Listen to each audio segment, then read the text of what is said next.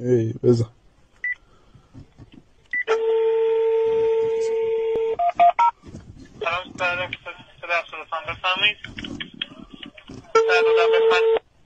سلام سعادت کل 395 بفرمایید.